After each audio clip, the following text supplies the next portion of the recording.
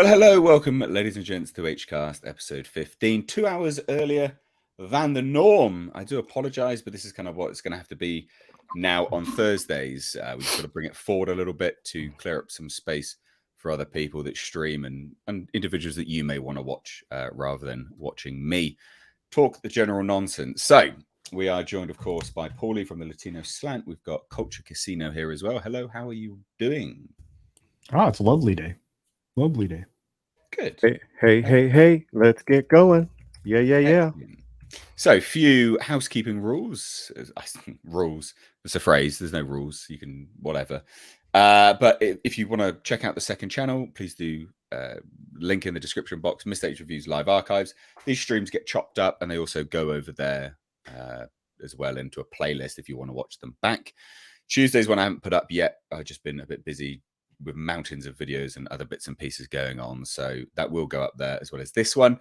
If you want to join in the conversation, there will be space at the end of each segment to cover super chats. So if you want to support the channel, you want to support the show, me, what I do here, but also join in the conversation, then super chat during the segment, and then we'll get to it at the end. And we will take some time, of course, to go over your questions and comments. So if you want to join in or you just want to help out, whatever. And then everyone else's channels are down below in the description box as well. So I think that's housekeeping stuff. That's about it, really, isn't it? Paulie, you're muted. You just, yeah. Oh, I just nodded. Oh, okay, cool. Well, you're going to have to stay off mute now because it's only you and I that have watched Mandalorian. So I thought we would just cover that at the start, although it's kind of like the headline title of the video, you know, Mandalorian season 3, episode 2 review. But there is more. We've got a lot more to cover. I've already done my review. I've not watched your review. I don't know if you. I think you've released one. I did not. You did not. Okay, I did not. My bad. But what did you think of it? I thought it was fun. I thought there was some, really cool stuff happening. It's adventure, and whether some of the choices they're making, it's all in good fun. That's how I saw it. Elaborate. I don't know what you mean.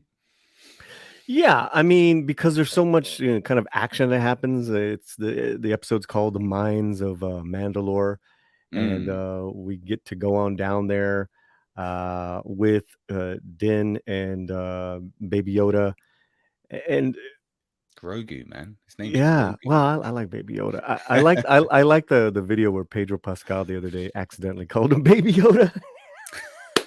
I've not seen that. That's a great interview because he says it and he's like, "Oh, I gotta go."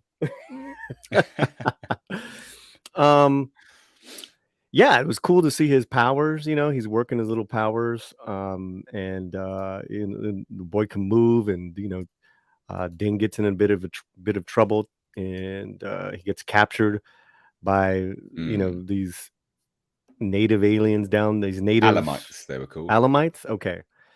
And then this kind of this wannabe Grievous type of character. Yeah, it was very, very General Grievous, wasn't it? I got all Grievous on that's that. what I understood from that. Was very, very General Grievousy. So, everything that we've been kind of wanting as far as aliens and action, laser beams and, chases, it's been happening in the first 2 episodes. I definitely liked Bo-Katan. Oh, Katie Sackhoff, what a great actress! She's fantastic. But that scene in episode 1 was a little weird, so it was good for her. That was weird editing. There was a bad edit, and the fact that no one else is there, and she's like all like bored, yes, queen. Like you can just get up, dude. You can go do. It was a bit like that in episode 2 as well, still, wasn't it? That's still a bit right, but at least she goes right. So it's really not until Baby Yoda comes back and says, "Yo, we got to go save Din," that she gets off her ass, and that's when the adventure starts. I thought it was a lot of fun, and her fight scenes with the aliens were top notch, and then she gets to handle the darksaber so much. I thought that was really cool. Yeah. What else? Yeah, also too, the depth of it, as far as like the mines, like they had to travel so darn deep down into these caves, and then she had to save him once he goes into the waters. Giant mythosaur. That's a huge mythosaur. So it reminded Huge. me of it reminded me of Phantom Menace when they're going underwater. Oh yeah, I yeah, thought that was kind of cool. I mean, yeah. I mean, again, it's like it's Star Wars. It's not deep. Like Andor. It's yeah. good action. It's very child oriented, which I think is fine. Like I don't mind. Well, it's a good. I'd say a blend. I'd say it's A child and blend. adult oriented. I mean, they were cutting off limbs. They were smoking people. That was Yeah, fun. those fights with the Alamites were quite brutal, actually. Yeah. Like stab to the neck and hacking them up and stuff. Mm-hmm. It was pretty brutal. A lot of stabbing. Mm, What else? So yeah, I'm in. I mean, this is really the best kind of actiony Star Wars we have from mm, Disney. And I have so many problems with Disney that I'm like, okay, this is decent, and yeah. let's see how they build from this for this season. I think that's it. And of course they go to Tatooine. Yeah, yeah, yeah. All roads Quick. lead to Well, Tatooine. you got R5D4, which is the same astromech droid from A New Hope. So that was a nice little Easter egg. It's exactly the same one that blew up and made Uncle Owen buy R2D2. Well, and I think what's interesting now is that for the third season now, Pili, is that her name? Yep. Has returned. So we're like so used to her being such an oddball and speaking Jawa. Mm. It's endearing at this point for me. I'm like, I love this character. I think Yeah, she's there's a nice roster of characters that they're sort of yeah, bringing in she's a and out. kook. She's a kook, Yeah. and I loved how Baby Yoda jumped out of the spaceship into her arms like a Yeah. little G. Yeah, that was cool. That was very, very cool. And she's running she's running her Swindling people. swindling people. Chop shop. She's got it down. Yeah, I thought Oh, dear. that was great. There was a slight mention of Boba Fett, so he's obviously we're in Boba Fett's city, and That's territory. True. Yeah, yeah. I thought that was interesting, and she was great. She was great, and I had no again, yeah, and then bringing back that old droid. It was funny because the thing is that he takes the droid, and the droid is a nervous mess and very It doesn't want to be insecure. there. Like Keep does going, not baby. want to do anything. So I thought that was great because he was such a mess in the original Star Wars. Yeah. So yeah, that's really it.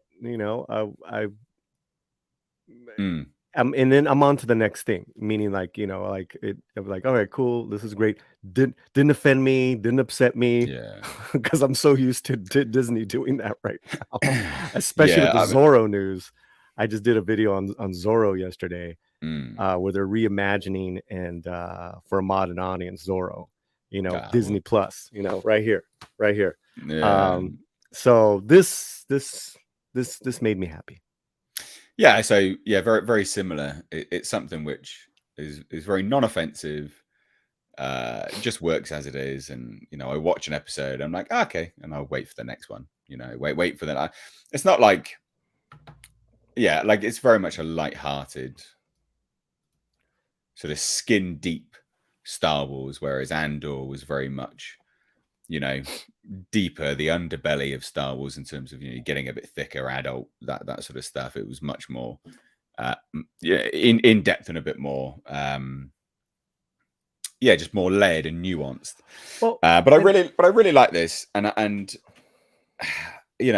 think it was fun. I had a few comments come through on my sort of review and breakdown, sort of Easter egg video. Was that a lot of people were like, well, don't you think Din was useless? He had to be saved twice, and Bo-Katan. I'm like, well, no, not really. You know, they say it in the dialogue. You know, Din has never been to Mandalore. He's never been there, so he doesn't know anything. He doesn't know anything at all about Mandalore. You know, he's not going to know that there was those Alamites there. You know, he's not prepared for it. They laid a trap. They caught him. Well, let's be honest. The crutch of the show is that the crutch of the show is that he's Baby Yoda's dad. They even called him. They even said your dad. You know. Yeah, true. But it's not just that. Like, what I really liked was, you know, I like watching Bo-Katan be, you know, because there's a dynamic there. There's a character arc that she's very clearly going to go through. I think where, you know, they're sort of two sides of the same. They're two sides of the old inhabitants of Mandalore, which they say in the dialogue. Because you've got, she was the princess, and she was doing all the duties that she had to put on this parade for all of the subjects, and he's basically the subject, but he buys into it so much that, and obviously is that sort of earnest nature that I think some of it will come through and will actually be true. Like, I mean, the mythosaurs there, for instance, that's a pretty huge deal, and you could see it on her face at the end. You're like, whoa. Yeah. So I mean, you know, I like that dynamic, and there's very clearly, you know, when he said this is the way, bowing his head and stuff, she was like, what's going on here? And so his really earnest approach, I think, will rub off on her, and she will soften throughout this season, I think. But we do have someone else that may want to chime in a little bit here. Is Andre? I don't know if you watched Mando. Greetings, everyone. I regret that I have not had the time to see it yet. I did see Picard, though, and something very strange happened with that, but I can get back to that later. We ain't talking about Picard here. But I regret that I haven't seen that episode yet. All right. Well, we will keep reviewing this for the time being, and then we'll shuffle on to other topics. You know, you bring something up in the dialogue that it's always tough to deliver dialogue like information as you're doing action. And Katie Sackhoff she iced it, because she basically was, like you said, was given all that. But then she talked about and that was to Din Djarin, but then when she was with Grogu, she's talking about Obi-Wan. She's talking about working with other Jedis. Like, I know the Jedi. Yeah, she was seeing, she noticed, got along and stuff like that. Right. Yeah. She was noticing Baby Yoda's powers. Yep. And she's like, you know, you're not the first Jedi I worked with, you know. And but she also says how he must be pretty good as well, and with the Force, because he managed to escape and stuff. Correct. But one thing I will praise, I thought that was well before done. One thing I will praise before we move on is I really like the scope, the scale of this episode. You know, like, there's nowhere did I feel like when they got down into the mines that it was all done on the LED screens. Nowhere did I feel like that was that. It, you know, it felt very tangible, like a really big. It just felt it was really well done. The scale was great. I mean, this is TV. You got to remember, this is TV. It looked fantastic. Yeah, and when you put both those together, both the first two episodes, because I heard that some people got to see the first two episodes together, that would have been a treat, because you know, it's very cinematic. It was done really well. I never got volume in this piece, thank God. Yeah. Well, there was also just another sort of technical thing is when Bo-Katan was coming in with her ship. One thing that I noticed really nice, just a nice little addition that the effects guys did, was the wings of a ship were wobbling with turbulence. Just a little touch. It just adds to the realism of the universe. Obviously, it's an unrealistic universe. I get that, but having those little touches come through makes it more tangible, you know, relatable for what we, you know, for the real world. And you're like, oh, okay, yeah. So this, you know, it's very realistic. I just liked it. I liked it really. I liked it a lot. It was great. Really, really good. So I'm looking forward to next week's episode, and also looking forward to what they do with the mythosaur. Because Jesus, that was huge. I think Andre's going to dig that. Yeah, I think so too. Yeah, I look forward to checking it out. So I'm sorry, but I just haven't had time to check it out just yet. But I hear that you are excited. I'm excited to see the next episode, and I hope that it's better than the first one, which was like a little bit, so. I heard that you looked forward to it, Nate, and you know what? That's exactly what happened to me with Picard. That's the only thing I'm going to say about it. I noticed in the days leading up to Thursday, I was looking forward to it. I was like, "Can Thursday get here so I can watch the next episode of Picard?" Wow. That I can't remember the last time that has happened. I think that has to be like season 2 of The Mandalorian. I think that was like the last time when I was like, "Okay, come on, hurry up now. Let's move on to the next episode." I'm so jaded from all the crap we've gotten the last few years. I was so happy to hear that we're looking forward to this episode. And to me, that was like the big thing with Picard. I suddenly caught myself actually excited and looking forward to this week's episode. That's all I'll say about it. All right, cool. Well, we're going to shuffle on to something else, which is Star Warsy here, although we did have a super sticker come through from Al Humphreys. So thank you so much for that, dude. Really do appreciate that. But this dropped yesterday, basically.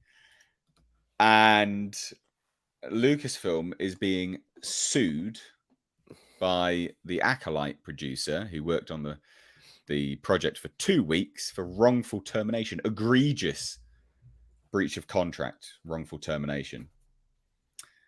This isn't a small time producer. She's been involved in Ballers, which was for all intents and purposes pretty big-ish production. It's quite mad. This is Ms. McCarthy.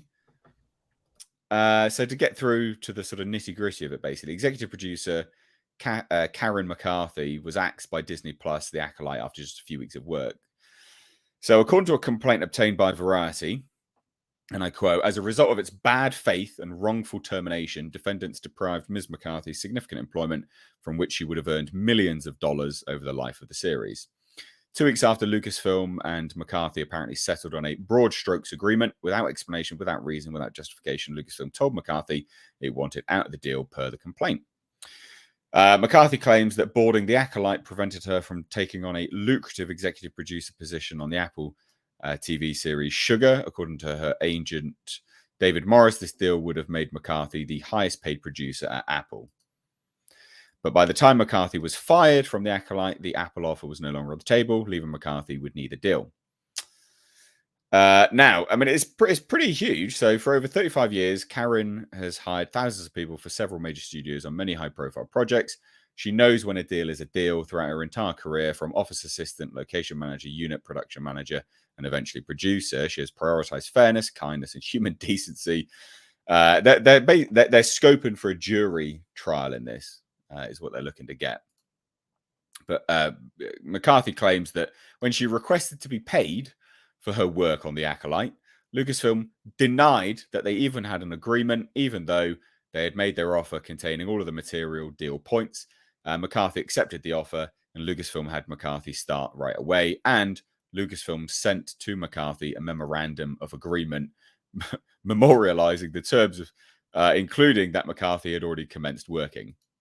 Per the complaint, this is not new, by the way. Lucasfilm are notorious for not paying people.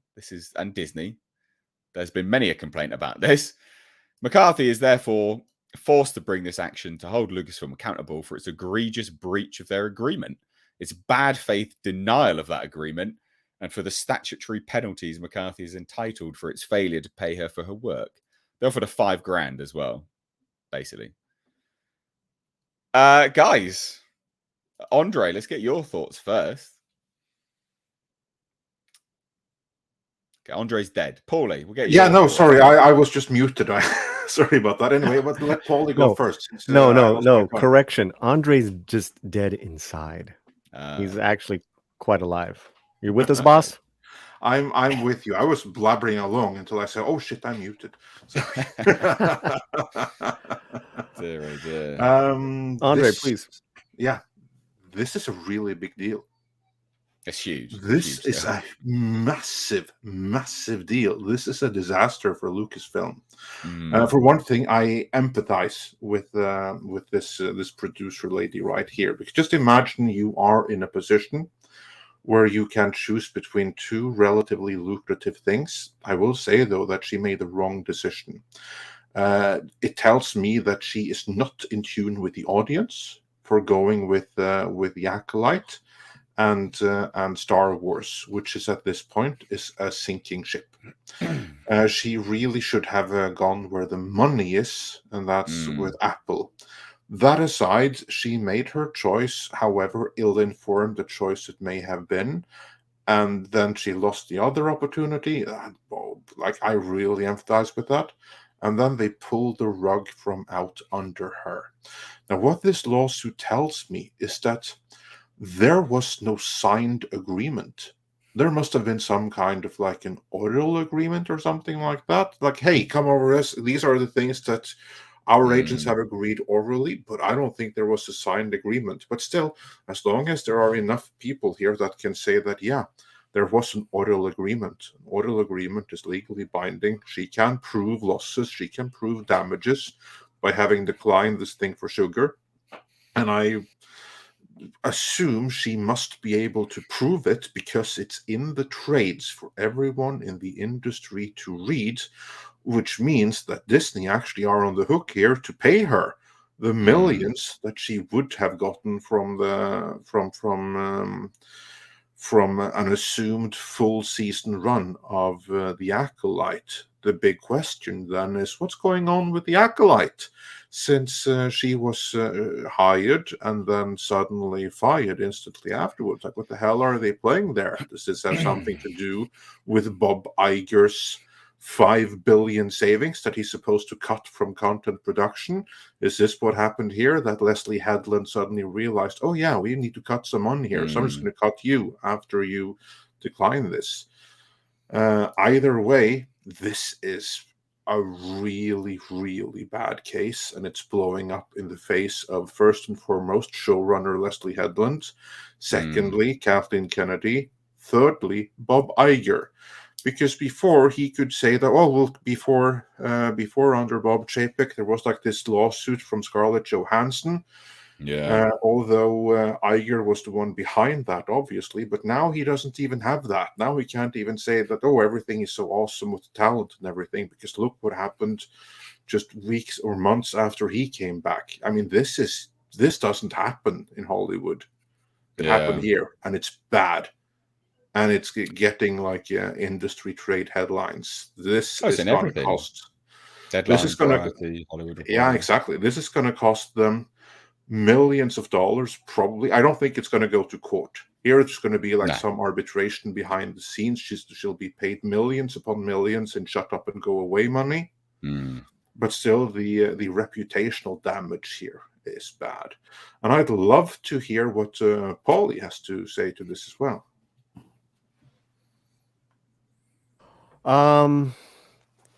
Well, this is not looking good going towards that writer strike. I think it's all, I'm just hitting it from another angle, because what I'm also seeing in other major productions is just studios, producers, even name talent that's behind projects, just absolutely crapping on writers, their money, not paying them. And this has been getting worse every year, whether it's Netflix or now this. You know, Netflix paid pennies to the writers and creators of the Selena TV show, which was their biggest international hit. You know, Culture can back me up on that as far as like, just it was number one in like all of Latin America. I mean, we're talking about dozens of countries for a long time. Yeah. They got paid dirt. And the only reason why that they did it, and this was a LA Times expose a couple of years ago, because they did it for the subject matter, you know, at that, you know, in that case was for Selena, to make sure it was done right. But they got paid shit, and that's why that expose happened. And now I'm reading the showrunner for this new Zorro I was telling you about, which I shared with Andre. He's clamoring about a different project. Same issues here. Writers not getting paid. Company, studio, name talent, shitting on production, shutting it down. I mean, this affects so many lives. So, in regards to this bozo Headland, and these other clowns that they do their panels of diversity inclusion, pack it up. There's the exit door. Let's get some new people in here, man. I mean, this is just disgusting.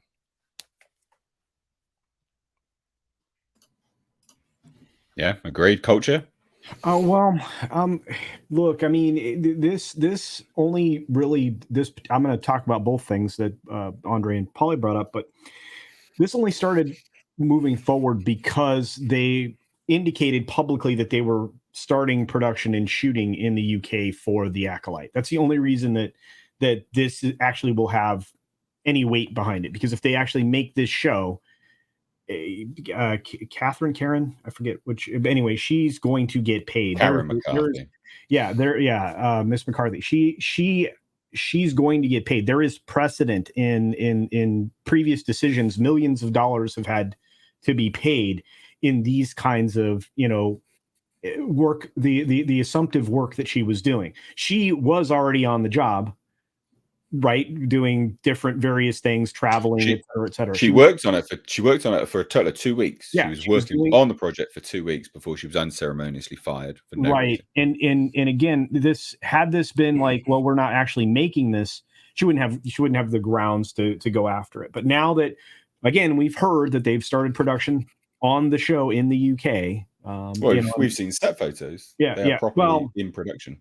Yeah. So we'll see if that actually is what they were waiting for. I believe that is the case. And as far as the writers' strike goes that we're about to get smashed with, they're not the only ones.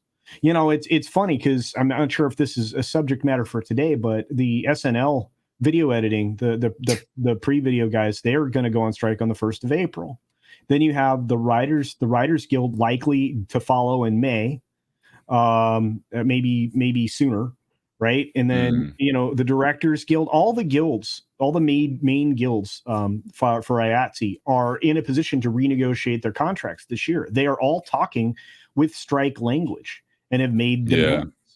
And Polly's 100% right. There are people that have been shafted recently in just extraordinary ways. And having this be in the trades, as both you and Andre have indicated, and even Polly did too, this is the paper of record for the entertainment industry. It's been around, forever. And here's this story marching out across the world that, I was done dirty by Disney. This story is constantly repeated. Think about the VFX artists and everybody else that has been talking about this. They're fearless now, because there's so much work that can be gained from other places because there's so many streaming services. It gives them the opportunity to go after the bully. What's this then? So Brian Cogmans has just heard of a show at a major network where the showrunner is being told the production can't afford to pay her or her assistant for the next 2 months because the star's vacation schedule is eating into the budget. Is it what? What's happening? This is how bad they've got with. So he continues, management, right? and stuff. And really quick before you read on, this gentleman is the guy who's the showrunner and writer for the new Zorro. Take that for what it is. But I thought this was like a nice, honest thread. And he's also written and produced on Game of Thrones and Rings of Power. Right. I will say that having worked on those, well, maybe not Rings of Power, but certainly Game of Thrones, depending on what, that's a fairly decent start for Zorro. Not the optimal, but yeah, everything else here. I hope he's not referring. He's probably referring to himself, don't you think? This project? Yeah. Well, he starts talking about bloody women. I don't think so. I think he's talking about a friend's project. His project is with Wilmer Valderrama with the Zorro, and with all due respect, and I don't think that. With all due respect, I'm not going to read it out because he starts banging on about who this happens to the most, women and people of color. I'm not. Yeah. I mean, we don't have an idiot. to. I'm not dealing with that. But it's they're people take the truth and turn it into different angles, right, for their own political, bent. But yeah, of course. The truth is that studios, people of talent, do shit on production and writers. It happens a lot, massively, and stuff gets stopped. I'm gonna give you an example of last year, of the Oscars. There was a stink up that Rachel Ziegler didn't get invited, but they knew she was filming Snow White in another country. Well, guess what? Yeah. They stopped production so she can go and be a fucking host on that stupid show. Stuff like that. Yeah, I mean, that's just nonsense. This is nonsense, man. And this is production. I'm not saying it happens all the time, but it happens. Yeah, it happens frequently. And then who gets shitted on? People behind the scenes, the writers, and day players. Well, in this instance, anyway, with respect to the topic specifically, showrunners apparently, or producers anyway. You know what that now, tells me? Interestingly, Mr. Tickle Trunk says, "What's everyone's favorite cheese?" Just real quick, I like a Mexicana cheese. I'm partial to pepper jack for whatever reason. Nice. But I prefer Munster on hamburgers. Okay, cool. To me, it depends on what it's for. I'm gonna say either cheddar or regular Norwegian Gouda, which is like the white yellowish. Nice. Paulie, real quick, what's your favorite cheese? Yeah, I just yelled at Romy, like, what's the Portuguese cheese that we love so much, and we get it imported from the East Coast. This Casblano. Okay, it's a white creamy cheese. I mean, lovely. It's insane. Well, on the topic of this lawsuit, the Seaman drops in with $5 and says, "It's common for lawsuits like this. Is it common for lawsuits like this to get into the trade? Seems like an exception that this is so public." Yeah, you are completely right. Like, a lot of this stuff, this is the last resort for Ms. McCarthy. Make no mistake, this is the last resort for Ms. McCarthy. She would have gone to Disney multiple times, and it's even stated in the Deadline article is that her and her legal team pressed Disney for payment, and they offered her $5,000, and she was like, "Fuck no." So this is the last resort for Karen McCarthy here, is that to take it to the trades. Guys, any other input on that? What I can say about that is that it is very frequently that you have like legal squabbles and stuff like that behind the scenes. And that is more often than not solved in Hollywood's own court system called arbitration, where these things are solved without us ever hearing about it. And there are many, many, many, many cases that go up into arbitration, and we never ever hear about it on the outside, because that's basically Hollywood handling their own shit, because no one wants it to get out. Someone is unhappy, and we don't want to deal with this in the courts, so let's just have our lawyers hash it out behind the scenes, and that's arbitration. But in this case, this is a public lawsuit. This is rare, very, very rare, which is why it gets this kind of attention. And what I was about to say earlier, the big thing here is, why does this happen? I think this has to do with is a repercussion of the streaming wars, and I think we may see more of this, because the streaming wars is a war that has no real winner apart from those that stayed out of it, because everyone right now is in a position where they have to spend so much money on content creation just to compete, and they're not necessarily seeing the returns of it. Case in point, Bob Iger is cutting $5 billion specifically from the content creation for Disney Plus budget. I think that may be part of this, that they thought they had more money to pay for producing stuff, and suddenly they didn't. Yeah, I can agree with that. I think as well. I mean, you got to think back in terms of like how rare these things are and how much traction it gets. there's a value in PR, right? And bad images are not good. And you got to think of how much sort of everywhere and what everyone was talking about with the Scarlett Johansson, sort of, bringing legalities to the table. It was everywhere, and they really did their best to kind of squash that as quickly as possible. Yeah. So they don't want this to happen. It's not what they want. But there's one thing with that, though. But yeah. Because that particular thing, that was a political campaign against JPEG, because that is specifically the kind of thing that usually would have gone into arbitration and been resolved behind closed doors. Here, in that particular case, though, there was no attempt at trying to solve it behind the scenes. That was straight for lawsuit, because it was a hit job done by orchestrated by Iger. Yeah, I mean, I just wanted to use it as an example of how bad it gets when something like this does come out. Like, it's just everywhere. It's top of the agenda. This will be on podcasts, on all these mainstream media outlets. Will be discussing this for some time now, and it's not something that they want. So yeah, you are completely right. It is rare. This is an exception for this to be as public as it is. I don't know if you've got anything else to add to this, Paulie or Culture, before we move on to the next super chat. It's rare, and as Andre pointed out, it's almost always done in arbitration. But you will see it occasionally between two entities battling it out. But as far as actors, producers, writers, no, this is usually very, very hush hush. So yeah. Well, again, thank you for that, the Seaman, and thank you, the Sundowners Club, for supporting the channel, getting your question in there, joining in the conversation. Says, I would want to see the memo of understanding to see how liable Lucasfilm is. They are working with Kennedy on severance package, so timing is interesting.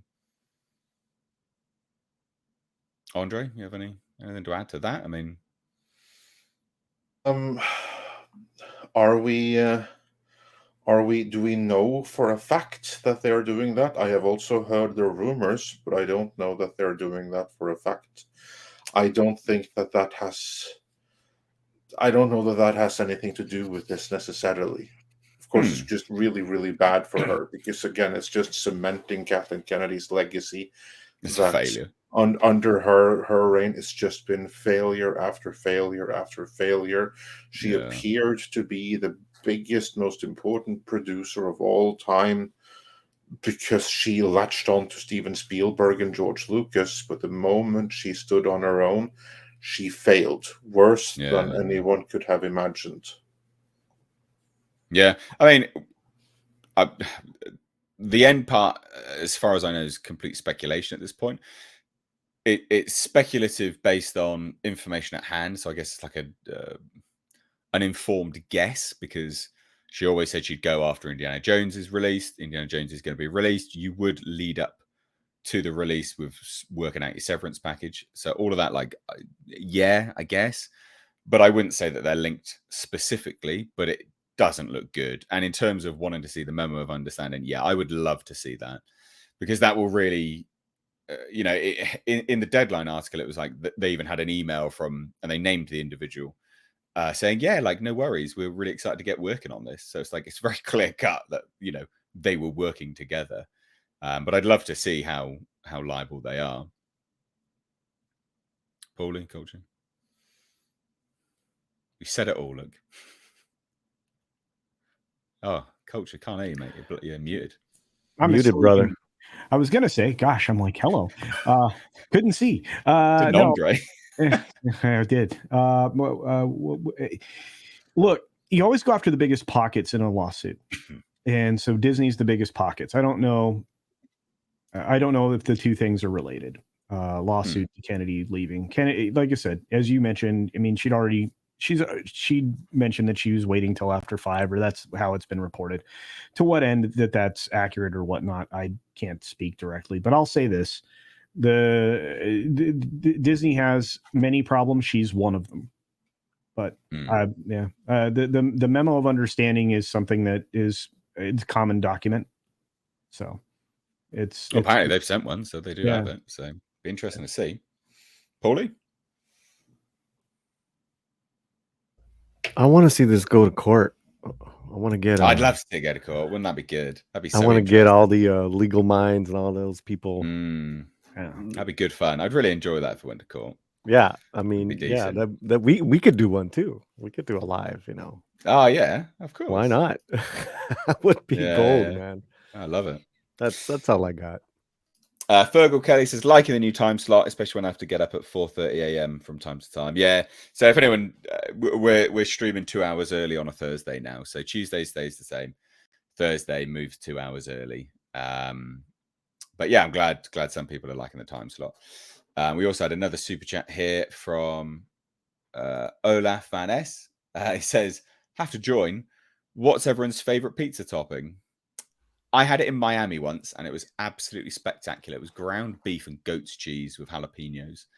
Ooh. It was amazing. But I am also partial to a Blanc pizza, you know, without tomato, just sort of like a cream cheese and like a truffle oil and stuff like that. That's really nice. Anyway, anyone else? I think I'm pretty dull when it comes to favorite pizza topping. I'm a pepperoni person. I'm not complicated. I do like Italian sausage if it's properly applied. But phrasing. There you go. As for me, I was a little bit mixed. Minced meat and mushroom is always a good start. Love mushroom. Yeah, okay. Yeah, I always want mushroom on pizza. Actually, yeah. So, yeah, I'm going to go with mushroom because whatever else is on, I always want the mushroom there. Yeah. Okay, nice. Those are good. I think that kind of same idea, but with jalapenos, sliced, diced, and also, you know, it's got to be a really good quality pepperoni. Oh yeah, that's a given. It can't be cheap, you know, because you know you can tell the difference. But yeah, now I'm hungry. Thank you, Olaf. Lovely. So, thanks everyone trucking in super chats, keeping the lights on. Does help out. Thank you so much.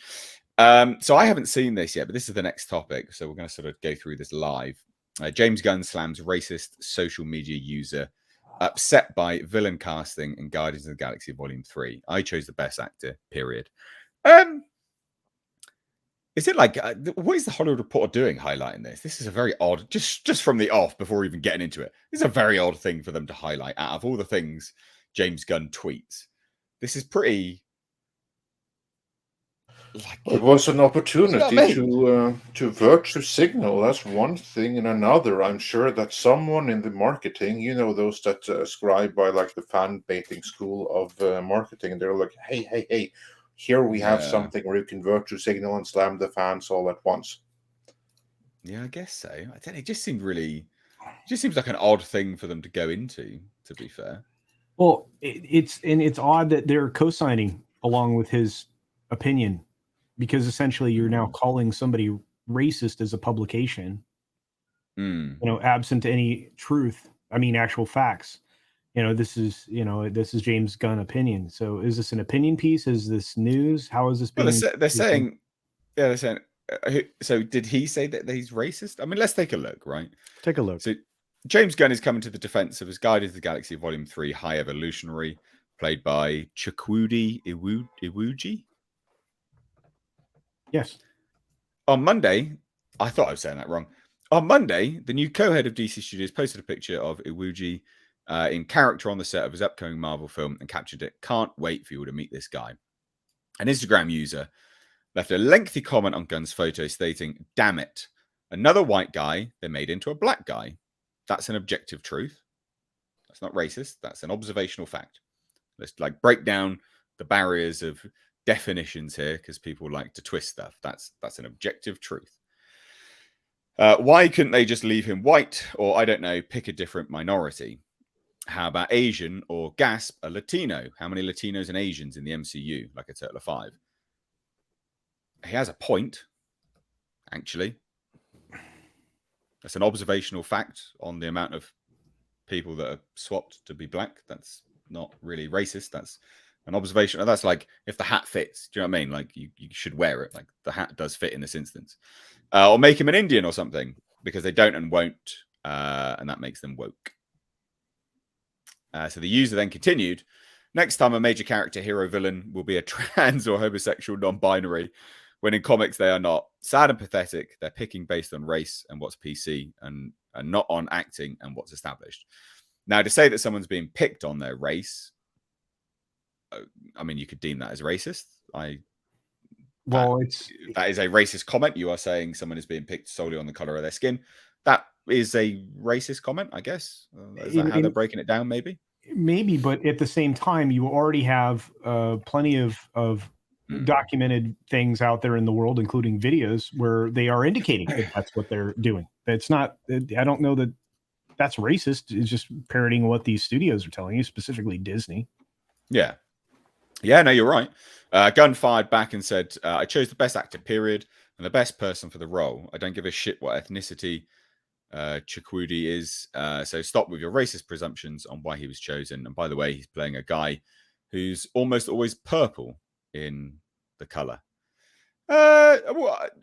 Andre, what do you think about this? I kind of agree with him this one time. With who? With James Gunn. Okay. Yeah, because he's the High Evolutionary. I have read him in a couple of comics.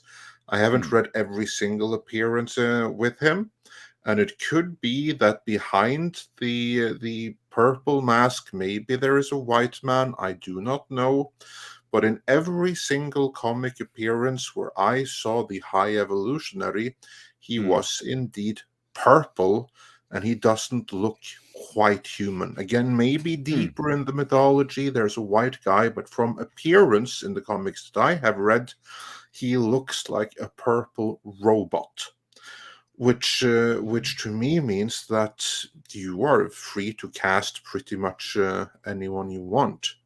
Yep. And that he says that he cast the best person for the role. This guy is in Peacemaker. I think Peacemaker was an amazing series, and this guy in it, he tremendously elevated Peacemaker. He was like, all of that praise that is being heaped upon Jonathan Majors for Kang the Conqueror, I have only seen him as Kang the Conqueror. Like, maybe Jonathan Majors is amazing everywhere else he's been that I do not know. I will say I thought that Jonathan Majors sucked as Kang the Conqueror, and all the praise that is being heaped upon Jonathan Majors should be heaped upon this guy instead, because he blew my mind in Peacemaker. He was that freaking good. It has nothing to do with the race or anything. He just made every scene come alive, and the way that he was like able to portray all kinds of emotions, new situations, anything like that. This guy, he is so good. He is such a tremendous actor. And I say that because he showed a really, really good range in Peacemaker. That's some high-level acting that he demonstrated there. So when Gunn says that this is a purple guy in the comics, and I chose the best actor, having seen this actor in Peacemaker, I believe him. And I have no issue with this casting. If anything, I'm actually looking forward to it. And I'm disappointed that this guy doesn't get the praise that Jonathan Majors is getting. Yeah. Because this guy deserves it. So you are right. Like, he is purple. But so I would counter you and say that there's clearly...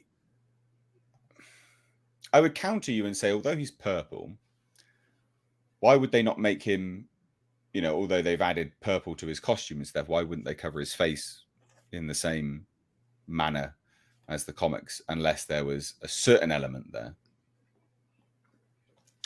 Well, James Gunn, he likes to deviate from the comics. None of the characters that he has adapted, with the exception of Thanos, look just like their comic book counterparts. Oh yeah, Adam Warlock's pretty close at the moment. Oh well, I don't know. He's golden, but again, Warlock, he has changed appearance many times over the years. So it's a fair counter, but I would recounter, or I see your counter and I race you 9 in 10 other characters in the Guardians of the Galaxy movies. So I would like to offer a cynical view for a moment. Oh, ready? Cynicism. Shocker. Go. It's fair. So the question is, how long until this film is released? We have a May release date, if my memory serves, like May 5th or something. Coming up. Okay, so how do you gin up interest, or you keep buzz alive nowadays if you are a studio, or specifically a publicist or something like that that's trying to promote these things? This is where the anti-marketing types of stuff comes in, and that's been cynical casino, and it's been demonstrated. It's been demonstrated multiple times, and we know for a fact that it's often leaned into. I think this was an opportunity to throw heaps of promotion on this film. Then, basically. Yeah, so that's where my cynicism, comes from, because in deference to what Andre says or what others might think, I would say that perhaps somebody could take away that this was a racist commentary, but it doesn't mean that it's without any forms of accuracy. So, because honestly, as you pointed out, you have objective truths that are being said that have been, outwardly espoused by the various media's entities that are producing these materials. And so, anyway, that's again, I'm always cynical, skeptical. I'm getting more so thanks to stuff like this, when it seems like, wow, this is the modern media, basically. It's a marketing ploy. I'm like, okay, this is marketing, and I'm sorry, I guess that's weird to look at it that way, but no, I agree. Like, this is what I said to begin with, that this is someone that decides to do some virtue signaling, or some agent called the Hollywood Reporter and said, run this. I agree with your assessment of the situation. Like, this is nothing that needs to be highlighted, because let the actors work and stand on its own. And going back to Jonathan Majors, maybe he's amazing everywhere else. I do not think that his work stands on his own in either Ant-Man or Loki, to be honest. Whereas this guy, his work in Peacemaker, that does stand on its own, and it does speak for itself. And it means that I'm genuinely excited to see him as the High Evolutionary. And of course, this is a case where two things can be true at once.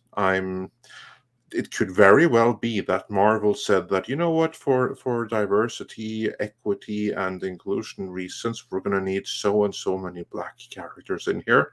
And then he said, okay, how about I cast this guy as High Evolutionary? Not my first choice, but since you make me, this is the pick I'll go with. And then they're like, great, I can see that happening. Again, here are several things that can be true at once. And as it is right now, where representation is concerned, there no longer is representation in Hollywood. There is wild over-representation, except, of course, for Latinos. There, you still have wild under-representation. Well, and Asians. Asians are underrepresented in Hollywood. Yeah, that too. But massively. I mean, the thing is, so like, just to add, is that there are elements of what this guy is saying that are completely true, and we know it to be completely true, and a fairly obvious step that people have been taking anyway, because we got the Oscars on Sunday, and the Oscars, to even get nominated for an Oscar now, you have a checklist of things that you have to hit. So, we do know that there is tokenization, that people are simply hired for, a representative factor, because it's literally a checklist. And he is right. Like, there are, barely any Latinos or Asians in the MCU, but it would be good to see more, quite frankly. But yeah, I mean, you are right as well, Andre, is that this chap's a good actor and he may have been chosen. Absolutely. But you are, I think, again, I stand by the counter element is that, but this, I stand by the counter element because you are right, he is purple. But then does it count? Because we don't know we don't know the unwritten rules that go on with regards to the Academy, right? Because the Academy has given us what they're willing to reveal publicly to get nominated for an award, right? We know the public things that they're willing to state publicly. But it may be that literally, you must literally show someone of this skin color, right? You must actually have it on show as to another reason as to why they don't cover people's faces properly. Get them fully in full-blown makeup. You never know. And that's not a stretch, it's somewhat cynical, but it's not a stretch to know that there'll be underhanded elements that they're not willing to discuss publicly and openly that go on to be able to get, an award or even nominated for an award. I bet you anything there'll be things like that in there. But Paulie, we haven't heard from you anyway. Yeah, I think a lot of what Andre was hitting on was on point. I would, besides, Gunn using the word racist, I think everything was on point. I think that that is kind of like the go-to now. Is like far right as well. You said that too. Yeah, I'm saying that is the go-to, isn't it? It's the go-to thing. You're far right. You're racist. You're this. You're that. It's like, God, just the words that have no meaning anymore. Shut up. Right, because listen, Gunn needs to get off social media. I mean, he's got shit to run. He's got shit to run. So I don't know what he's doing on social media. A lot of these creators and actors, are on it, and a lot of times they're just saying some just bizarre whack shit, and this is the same thing. It's almost like it's a part of their new marketing strategy. And if you didn't bring it up, no one give a shit. Then, like Andre said, is like the fact is, Peacemaker and this actor are great. This is going to be great. Let the work speak for itself. But Hollywood can't do that. They got to triple down. They got to, what I call pinche wocosadas. They just love trying to be right and correct people. It's like, what? It's someone's opinion, whether you agree with it or not. But it's also a fan. That guy's going to give you money. So you better treat them with respect. Not anymore. He isn't, I'm sure. There you go. Yeah, I was going to add to that. It probably likely isn't going to give him money, but right. No, but it's a fan. I mean, that's how this whole article was issued. Right. So go ahead. I know you want to say something. I was just going to add to what you're saying, but he chose to respond. Even though I didn't add to what you were saying when you were giving your opinion. Of course. But no, because this is the important thing, Paulie. He actually chose to respond to this person. Thousands of people commented him all day long, I guess. Correct. So he selected this to respond to. So, when they put this up, they got to expect varied opinions. Like this showrunner for Zorro, when he put it up about his dream come true that he's working on it, you had everyone kissing his ass, congratulations. But then you had real fans saying, this is Zorro, don't be fooling around. And then he stopped replying. Because it's like once you get into it with fans online, it's a different animal. But this is another thing too, guys, and it is what it is, right? The fad right now is that when we're talking about diversity and inclusion in Hollywood, it means black. That's who they're going to cast first. That is literally it. And or sometimes people from the LGBT. But Latinos. Yeah, I was about to say it means either black, gay, or trans. That's right. I mean, but I could go and talk about the population and numbers, and then those numbers that actually go and pay movie tickets that keep the businesses going. It's Latino families. It's that's who it is right now. I mean, the numbers are undeniable, but I don't want to bitch and complain and get in there on affirmative action. I want that presentation to kick ass. which they just don't know how to do without controlling themselves. And we had this discussion last night where it's like, someone was arguing with me about Namor. I said, it's garbage and inauthentic when they can't even hire a single writer or an expert, who's from Latin America to get it right. And you're spending more time trying to figure out in the story how to dry this Mexican's back off. How many shots of a wet back did we see in Namor? What's the first thing that they said to Namor? How did you cross this river? How did you get in here?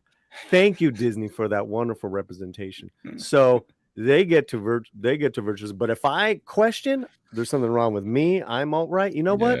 I'll take it. I don't give a fuck at this point. I'll take it. Call me anything you want. There is a big difference when you bring in. You want authenticity. You want the real deal. Bring in the director. Bring in the writer. Bring in the showrunner that actually knows what the fuck they're talking about. Then you'll see the difference in quality in production and writing and in talent. It is undeniable. And Disney has this problem, huge problem right now on their portrayal of what is of what they think is a Latino minority, and it is racist. So you want to say, you know what's racist? That's racist. That's disgusting. All right. Now, when they get it right, it's done by accident. They don't do it on purpose, like in Kanto, right? They wrote that shit off as a big hit. Why? Because the Latino families across America started listening to those songs with their kids. I can go on and on, as you know, Mr. H. But this just speaks to their ignorance. And then when someone says, "Oh, they have, well, why are you casting black? Why is it always this and that? You're a racist, man." Yeah, rather than shouting that, listen to what people are saying. Like, listen to it. Maybe take something on board. Maybe learn from it. That's it. Maybe look a bit introspectively and go, well, why are we doing this? Why are people saying this so much? Well, you're learning, you'll grow. As Paulie said, I mean, the most overrepresented demographic in cinemas is as far as the ticket purchasers, the people who go to the cinema, that's Latino, right? They are overrepresented in the United States, which is a good thing. I'm not saying they're overrepresented in fall, because they're not. They're underrepresented on screen, and they have been for a long time. This is something Paulie and I talk and rant about and rail about all the time.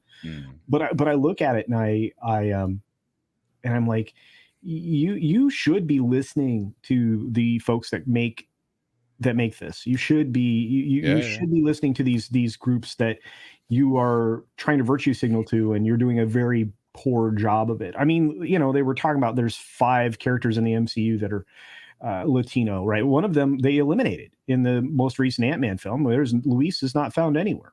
And you can say what you will about Michael Pena, but true. He wasn't in the film, and it's true.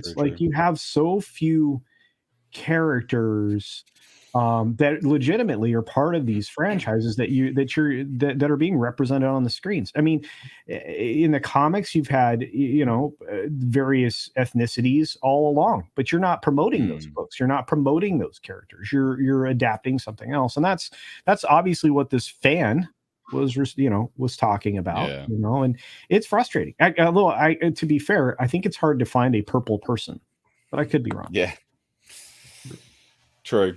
So we've got a super chat here from Mr. Esquire. If you tell the cast to hold their breath long enough, there you go. Very true. Mr. Esquire here for $20 says, checking in between depositions. Interesting. Got to learn more about that. Wish I could catch the full stream live, but I'll catch the replay. Guardians 3 might be the last solid MCU film for a long time. P.S. Andre is the best. Well, I can't comment on the latter part of that super chat there, my dude. But kidding, Andre. That's much appreciated. Kidding. The boss man's cool. I'm kidding, of course, buddy. Come on, we're friends. We're gonna get people thinking we got a beef again. Oh boy. We'll take a picture next time we're having pizza or something, and we can talk about. That pizza was so good. I really enjoyed that pizza. When are you allowed to eat pizza again? On the weekend. Whenever we feel like. No, because he's doing stuff. So I'm dieting, aren't I, for a contest? Yeah. Oh, all right. Yeah, that's true. Yeah, you can't eat anything. See my vascular. You not see my vascular self over on Twitter. How dare you? Wow, that was an interesting post. It's been interesting. Yeah, I was equally blown away by the weight loss that Joaquin Phoenix had undergone again for the Joker Part 2 in those pictures. But yeah, obviously, you as well. Doesn't he? So he's ruining his body. I know that's method, but dang. Yeah. But he's ruining his. Sorry, carry on. I was just saying Guardians 3. Yeah, I think you're right. Oh yeah, being the last solid MCU film for a long time. I agree, but even then, I'm not hugely hyped for this film. I think it'll creep up on me. That's how I feel about it. I think I'll go to the cinema and be like, oh, that was really good, actually. I'm not excited for it, but I think I'll go watch it and go, yeah, it was really good. Well, I think that's my expectation. I think the reason that is because they've set that bar low for you. Disney has been really lowering the bar for a while. I suspect it'll be a decent film. I think it'll perform fine at the box office, but I don't think it'll hit the $1 billion mark. No way. I think the last one didn't, did it? I think 800. Nope. I think 800 million is probably in there. They haven't had a $1 billion winner in a while. They haven't had a $1 billion hit since No Way Home. Yeah, and if you exclude Sony from the mix, they haven't had a $1 billion hit since Endgame. Yep. And they've devalued. I mean, think about how devalued they've taken it. And Andre has a great chart that he puts on display all the time, where if you take Spider-Man out of the equation, they're nothing. They've lost 20 to 40%, depending upon the film, of their audience in the sequence of events.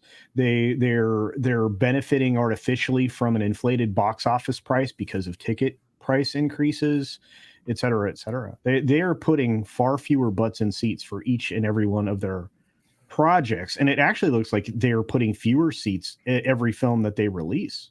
Putting fewer butts in seats for every release. My understanding is that the ticket price inflation since 2018 has been about 25%. What that means is that to fairly gauge the audience, you have to take the box office of the previous movie and increase it by 25%. Yep. And then you have the same level of people watching. This is only for the domestic box office. Well, I'd say that's actually being more. I think that's actually being very generous, because not only have you had inflation, it is. It has to be more, because not only is there inflation, but you've also now had the introduction of multiple variable ticket pricing, and that come into play as well. Yeah, AMC's and then moving forwards, there's going to be variable ticket pricing based on very specific seating. Yeah. So actually, what you're doing is very generous. It's very kind, because it's inflation, and all of this other stuff as well on top of it. And that and everybody's spending the money to go to the PFLs, the premium format screens, premium large or PLFs, premium large format. So fancy, PFLs. It's PLF. I even said it wrong, but it's fine. Yeah, premium large format. They're spending more money on that. So you mean most people, when they see Avatar, they want to see it on. Hey, I'm with you. They is me. I'm going on those big IMAX screens tonight, seeing 2 movies. Oh wow, wow, yeah, wow. Say hi to Chris for me. I will. We're gonna go see dropped in. Yeah, with €2. Says go Paulie. Orale. That's cool. Orale. And also, Fergal Kelly has been a member for 21 months at supporter level 1. So thank you so much. Awesome for that. But speaking about those movies you're going to see, that takes us on to our next topic, which is Scream 6 stabbing at franchise best 50 million plus global opening. I'm really surprised by this, primarily because they had everything spoiled. I didn't look at the spoilers, but apparently that was all spoiled. Based on a lot of early reviews, I don't know why this is doing as well as it is either, because there are several reviews that the last one was terrible. Read through. Well, and this is supposedly not any better. In fact, it's worse.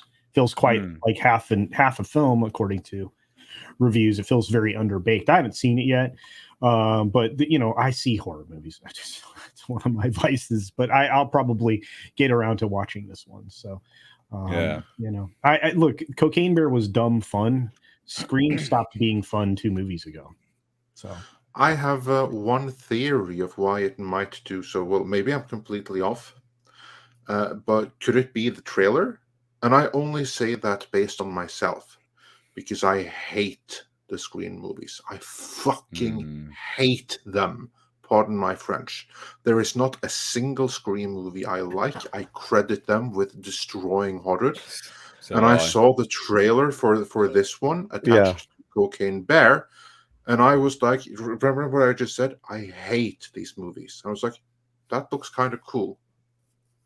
Could it be the pairing of like a dumb fun movie in Cocaine Bear and this trailer, which probably does a better job selling the movie than the movie itself does, looking fairly good? Could that be like the magic recipe for why this is doing good for now? Of course, it's not going to last, not with bad word of mouth, but if it opens strong, could that be the reason? Could it be that simple? I think the reason why it's going to open well is kind of like the goofball normie teenagers that love Jenna so much and to Scream and to like horror. Oh my God. But they're not horror aficionados. And then it'll die fast. Oh yeah, for sure.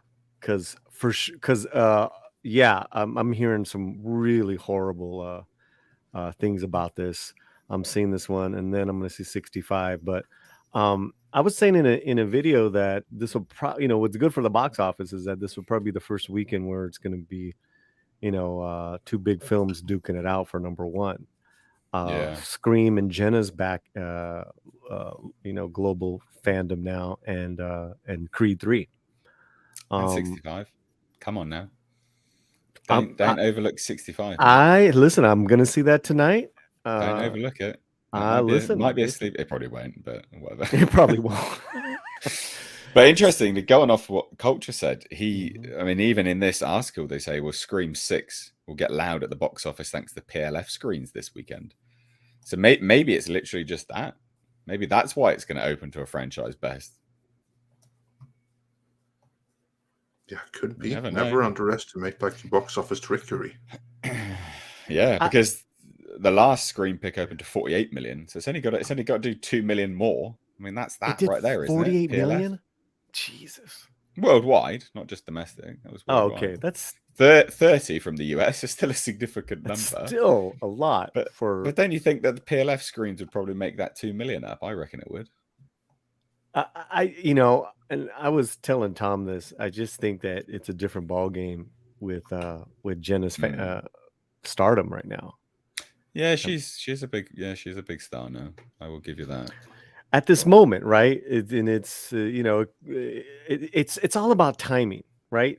At this moment, she's burning bright, and this movie's coming out.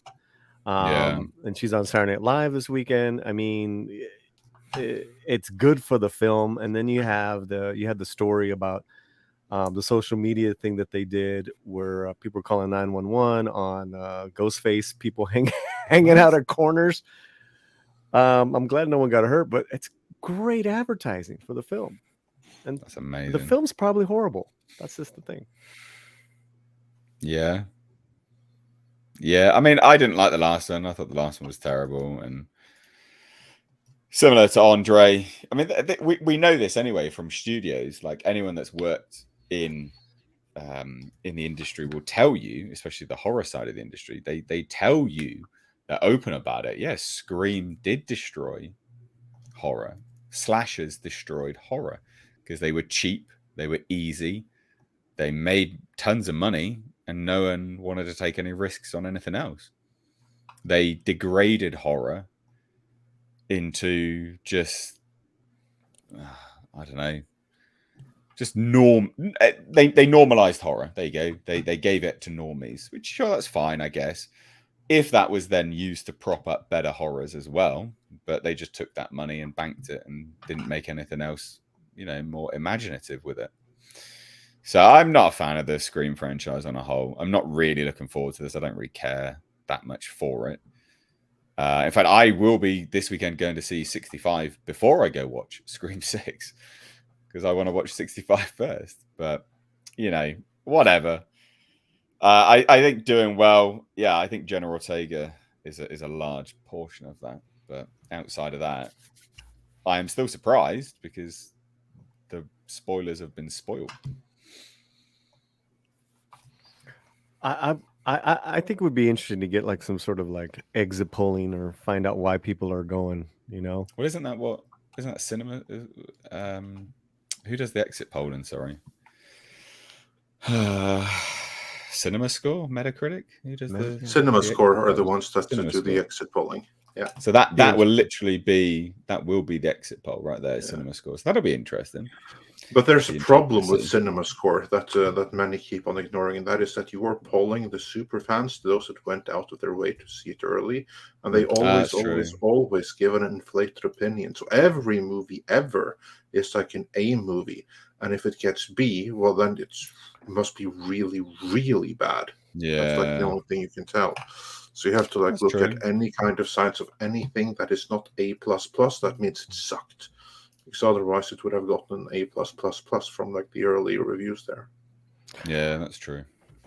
And I mean, listen, it's got a lot of eye candy as well with all the the female leads are all pretty stunning, and they're hitting the red carpets and all that's good and all that stuff. But yeah, my expectations are really low for this one. The only reason why I enjoyed the other one is because I went with Romy and friends, and they're all screaming their asses off. I thought that was more fun than anything. Some movies are like that. The audience is more fun than the movie. Right, exactly. Yeah. I think that's why. Wow. But no, I was going to say that's the thing. Going with a good group of people that are enjoying it. So you're 100% right, Paulie. Get enjoyment out of that. And we did that with Cocaine Bear. And then knowing full well, this is not really a great film. No, but it's fun. It was fun. Yeah. It was entertained. That's what a movie needs to do first. It was entertaining, yeah. I thought it could have been shorter. Movie doesn't even entertain you. It fails on its most basic premise. Well, we'll see. We'll see tonight. Well, like I said, reviews don't sound good. So I think I'm putting dinosaur movie in front of stabby movie. So I agree with that assessment. This weekend is the weekend for dinosaur movie. It will be interesting to see. Are you going to see it, Andre? Yeah, when I have to check when it opens here. I don't know that it opens in Norway yet. Mm-hmm. Let me check here. Which one are you talking about? Dinosaur movie or stabby movie? Dinosaur movie. Scream movie does open here, but I'm not watching that under any circumstance. Fuck those movies.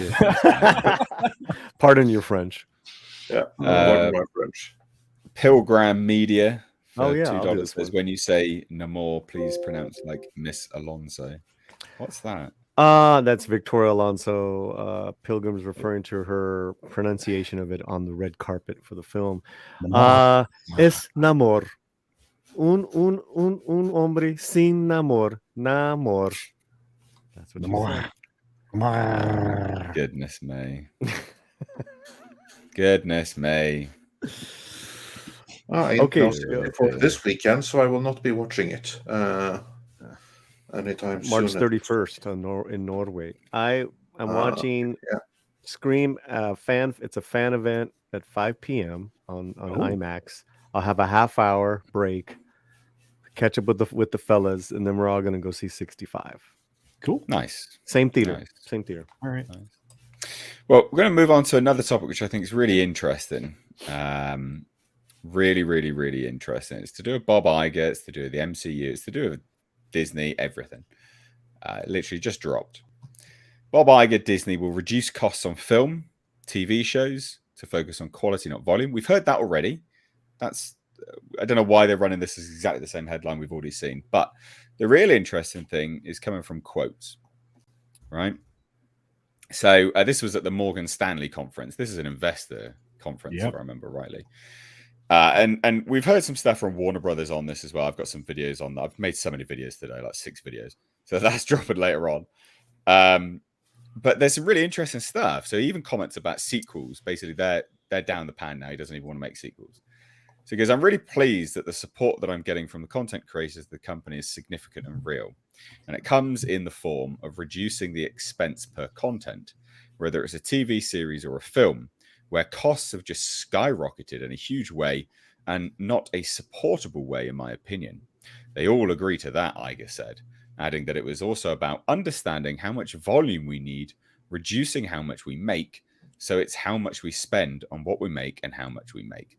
But this is just basic P&L. This is such dumb stuff. And it's also, we'll move on to the other section in a minute because I want to get to some specific things. But just to add here, this is so stupid because, this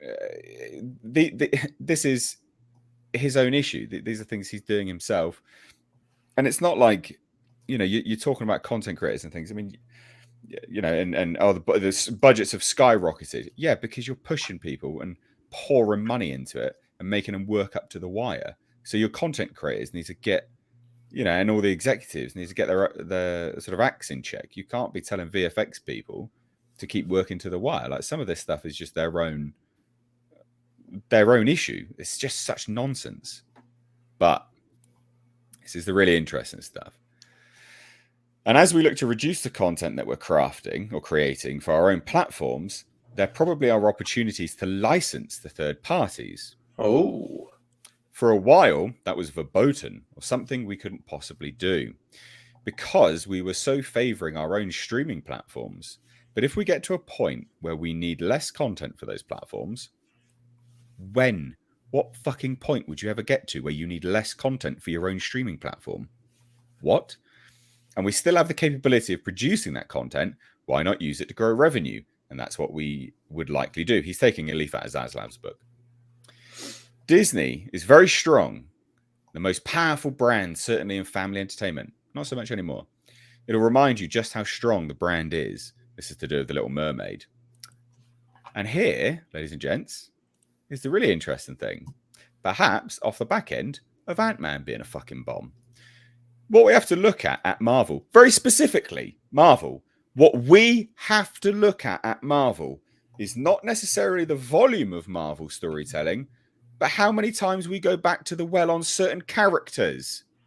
Sequels typically work well for us, but do we need a third or a fourth, for instance? There's never been a fourth.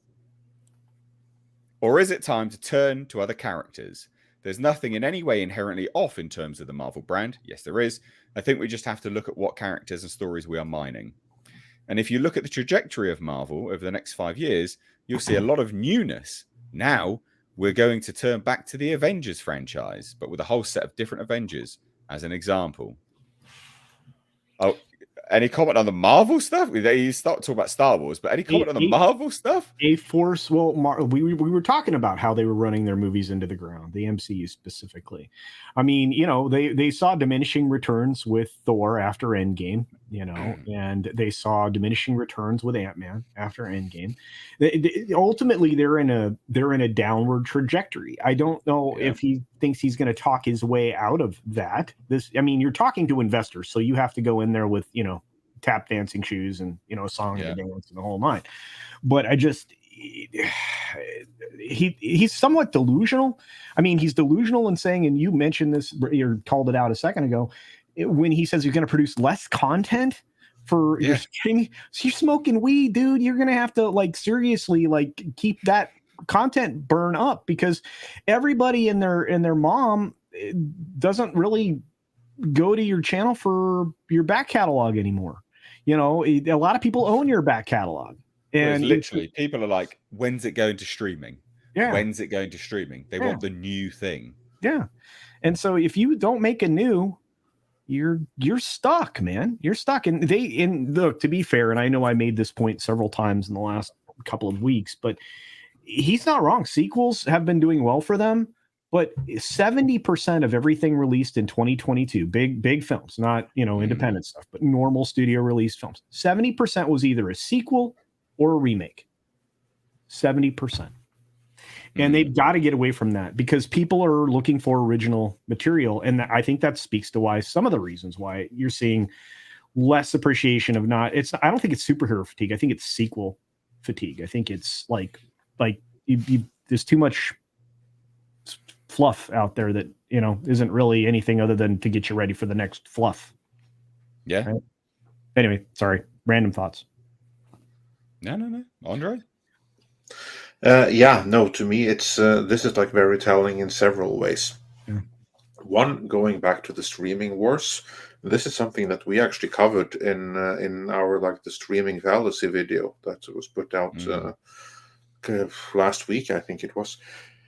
That this is a complete reversal of the entire Disney Plus strategy. This is walking back everything they have been working towards the past half a decade. It's all being undone by, we need money now, so we need to license our content. This is an admission that their strategy hasn't worked. Because if it did, they would keep their content exclusive, but make it exclusive. You don't make any money. Now Disney needs money. So this is an act of desperation. That's the first thing. The second thing he said about sequels and everything like that, he's partially right. But the way that he said it is going to blow up in their faces. And especially what he said about the next Avengers with a different team. This is true. The next Avengers movie is not going to bring back the Captain America we love and Hulk we love. No. It's going to bring in the new characters that we've seen in Phase 4.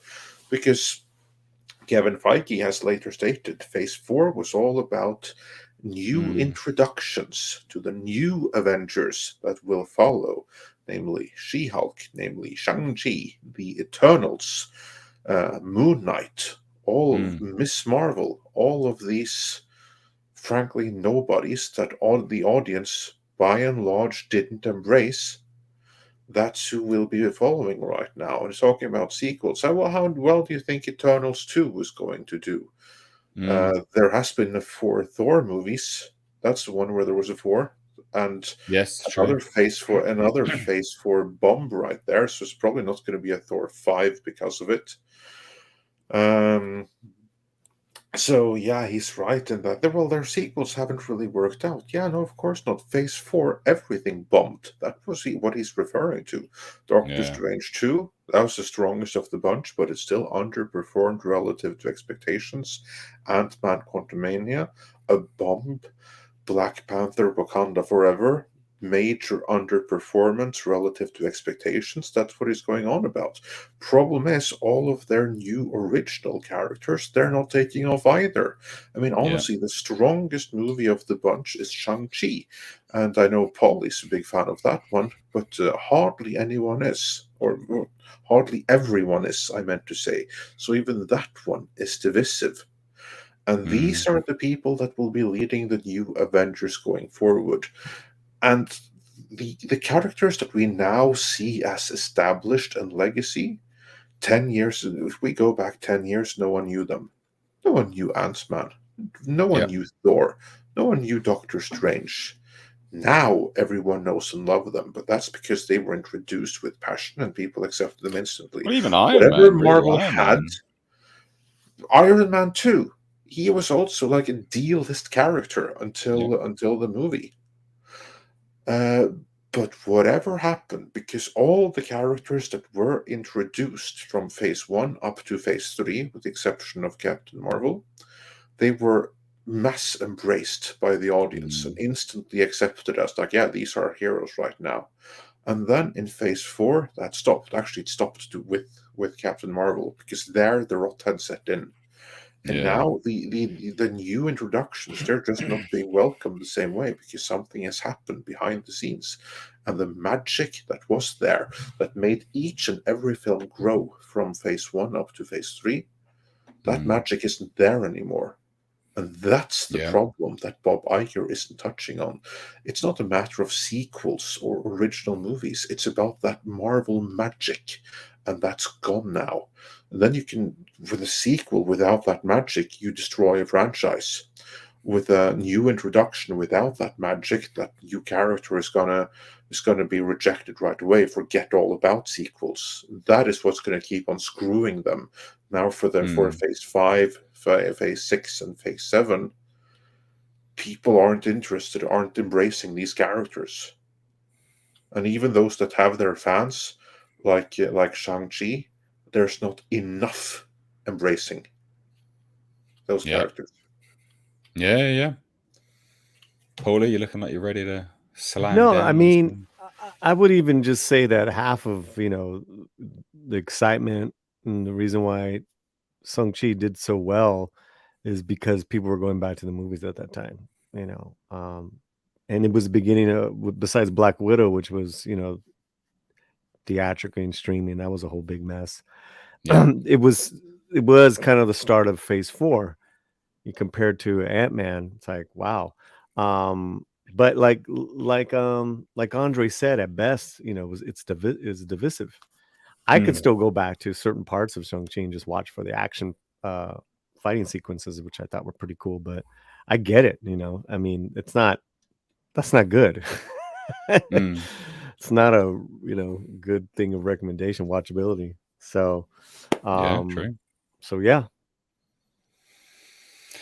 Well, yeah, I mean, I think you guys have said everything that needs to be said, quite frankly. There's not much else really to say on it. So, I think we are, do we...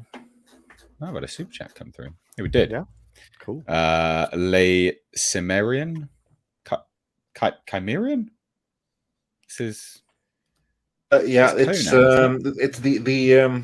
the technical prononciation would be Le Cimmerian, but it should be the Cimmerian, because that's what Conan himself would have said. Can we say definitively that Marvel Phase 4 lost money? If so, how much? I assume that quarterly reporting Disney does not do accounting by phase. Oh, I don't know. I don't know if it can it be said that it lost money. It's dependent if they're... So whatever you see reported is never with the marketing budgets attached either. And whatever you see reported is never with the theatre cuts attached to the takings. So it does become a difficult thing to discern whether they made money or not. I don't know. Culture, you want to give the near definitive answer, or shall I? Please do, because mine would be far too simplified. Okay. Paulie, you want to chime in before? Fire away, boss. Okay. We can say with near certainty that Phase 4 lost money. Now, the brilliant thing that, I'll get back to that, but just on why it lost money. So much of Phase 4 was streaming. There's no money in streaming. We just covered a couple of minutes ago how Disney now has to license their content out for money because they blew so much money on all of those Marvel series for Disney Plus. And how much did they get from them in like pure cash? Zero. Their success is measured in subscribers, and they simply do not have enough subscribers for the service to break even yet.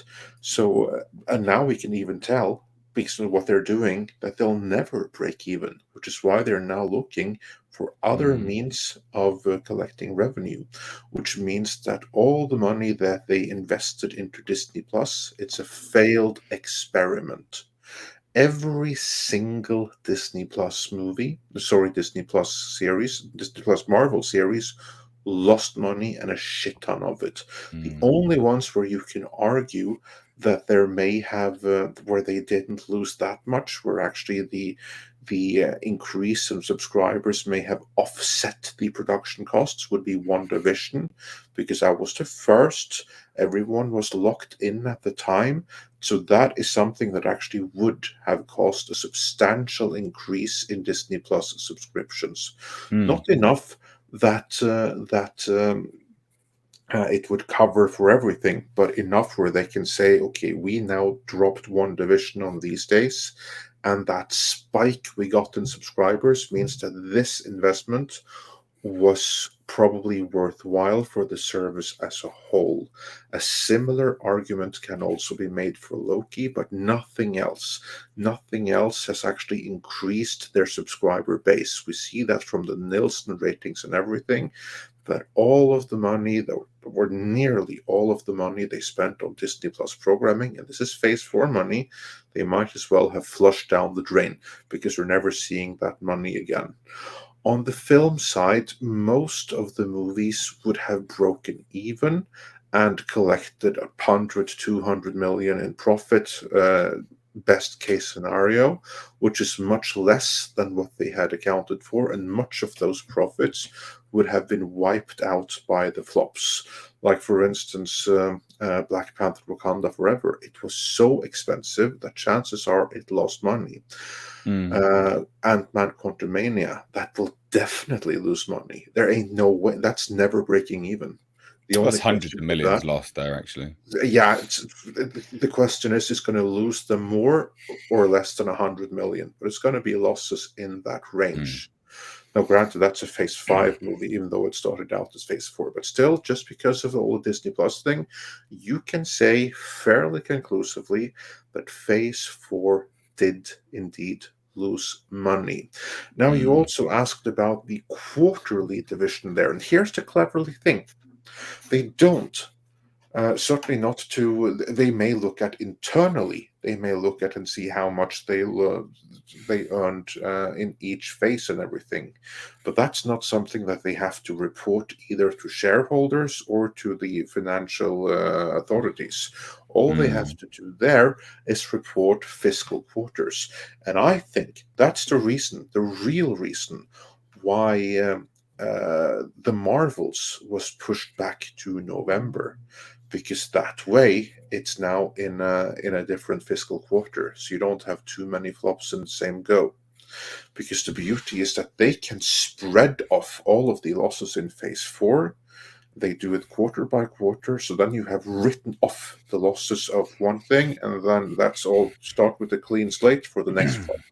That way they're able to hide the flops in a sense, because you don't look at the phase as a whole, but they do internally, and that's why you're now seeing them talking about, we have to cut down the content and everything. That's an admission that they lost on it, because if they hadn't, they would have just carried on. Yep. He's looking for $2 billion in cost savings.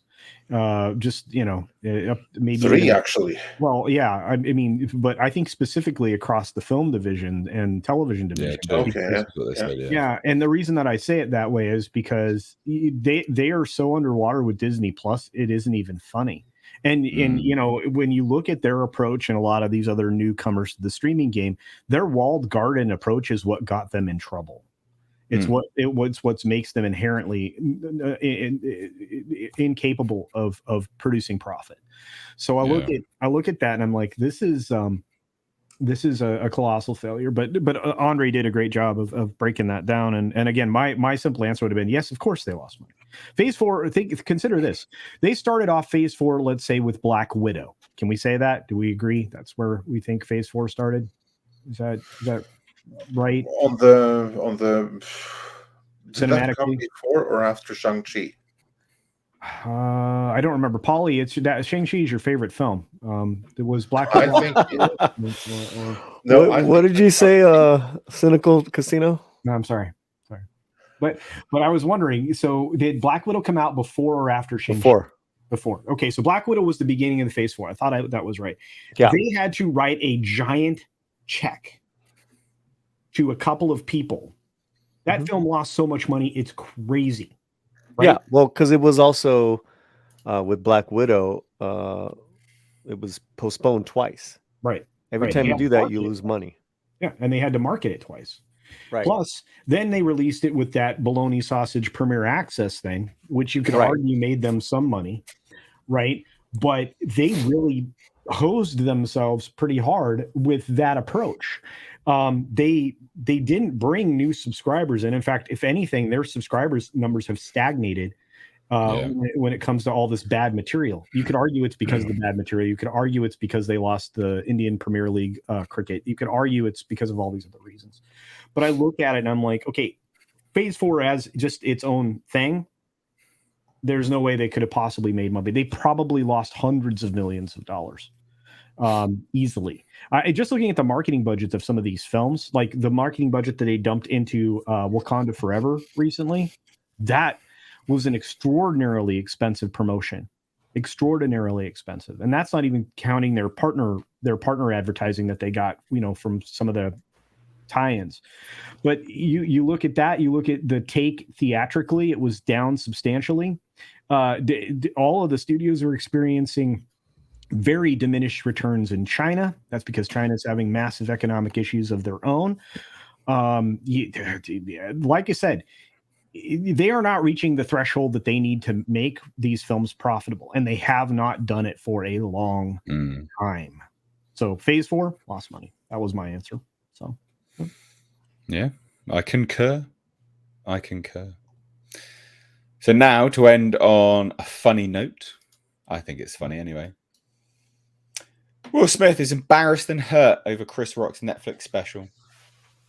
Oh, poor baby. So bad for him. Really, truly. What a shame. He didn't even watch it, by the way. Will is embarrassed and hurt by what Chris said about him and his family in his Netflix special, a source told Entertainment Tonight. He didn't watch it. I love that bit. He's embarrassed and hurt. But he didn't watch it. But he had people tell him what Chris said. Will and Jada have seen comments about it. Will apologized to Chris and would like for Chris to let it go. I mean, behave. Like, you don't slap a person and just expect them to let it go when you say let it go. Like, really? Is this guy? Oh God, I hate this guy so much. He's such an idiot. And it's such a shame because I had a lot of respect for Will Smith. Yeah. I think he can be a very good actor. He has been in very good things. Can be a very good actor. And I did have respect for him up to the point. And then I started learning about how, his wife was shagging around and stuff. And basically, this guy's just become an absolute, just all because of his wife, all because of a woman. Absolutely pushed him down into the dirt. I mean, this is a broken man. And we saw it all come out at the Oscars. And then literally a year later, comedians having another laugh on his expense, which is fine. That's what comedians do, especially now. I think he's owed this at this point. And he's like, I know, I'm embarrassed and hurt. Please don't do it anymore. It's like, shut up. Go away. You're lucky Chris Rock didn't sue you, because he could have, and he would have won. I have no respect for Will Smith at all now. No respect. Smith reportedly feels that Netflix made a distasteful move airing Rock's special. Distasteful, airing someone that cracks jokes. But at my expense. I'm not happy about that now. Thoughts? I think that he's just lashing out because all Chris Rock did was accurately point out the real problem in Will Smith's life. Namely, his wife Jada, who is sleeping around with the friends of Jaden, and is literally cucking him in front of the whole world. She is the one who is causing everyone to lose respect for him, because he was this, as you said, Nate, you used to have respect for him. He was a movie star. He was a badass. Everyone liked him. And then Jada revealed exactly how much she has him under her thumb, how much he is beaten, broken. This is a broken man. That's why he did what he did, because he's broken and destroyed completely by her. I mean, she's like another Amber Heard, right? He just hasn't left her, although she obviously is a disaster.